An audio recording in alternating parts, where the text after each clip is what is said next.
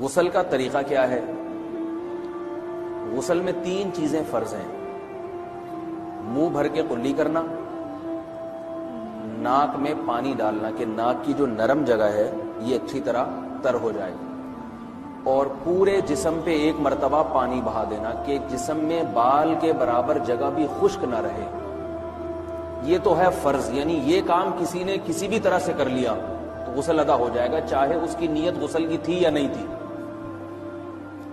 کوئی آدمی چلتا ہوا جا رہا ہے، پھسل کے تالاب میں گر گیا، پورے غوطے کھا کے باہر نکلا، کلی کر لے اور ناک میں پانی ڈال لے تو غسل اس کا ادا ہو جائے گا۔ البتہ چونکہ نیت نہیں تھی لہذا غسل کا ثواب نہیں ملے گا، ثواب نیت کے بغیر نہیں ملتا انسان۔ دلائل اس کے الگ موضوع ہے کہ اس کی دلیل کیا ہے کہ بغیر نیت کے بھی غسل ہو جاتا ہے، لیکن میں نے بتایا دلائل کا سیشن نہیں ہے، اس میں پھر بات لمبی ہو جائے گی۔ تو یہ تو ہے فرض، پورے جسم پہ پانی بہانا، کلی اور ناک میں پانی۔ سنت طریقہ کیا ہے؟ رسول اللہ صلی اللہ علیہ وسلم غسل کیسے کرتے تھے؟ سنت طریقہ جس پہ جو اختیار کرنا چاہیے وہ طریقہ یہ ہے کہ جب آپ غسل کے لیے بیٹھیں تو سب سے پہلے وہ جگہ دھوئیں جہاں نجاست اور ناپاکی لگی ہوئی ہے۔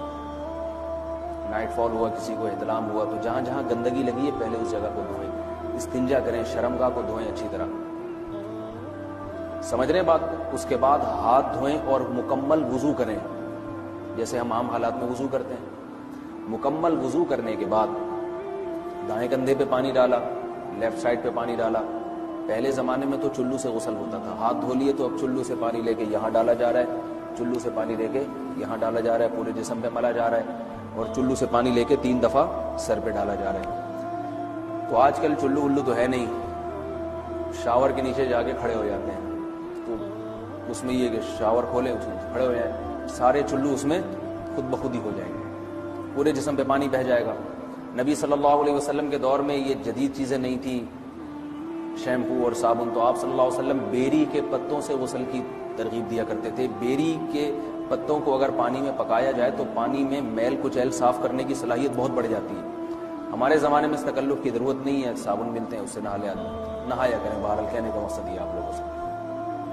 تو یہ سنت طریقے سے غسل ہو جائے گا آپ کا، سمجھ رہے ہیں بات کو؟ سب سے پہلے استنجا کیا، اس کے بعد وضو کر لیا، اس کے بعد غسل کر لیا۔ اگر کسی نے غسل میں وضو نہیں کیا اور ویسے ہی پورے جسم پہ پانی بہا دیا تو بھی اس کا وضو خود بخود ہو جائے گا، اس غسل سے وہ نماز پڑھ سکتا ہے،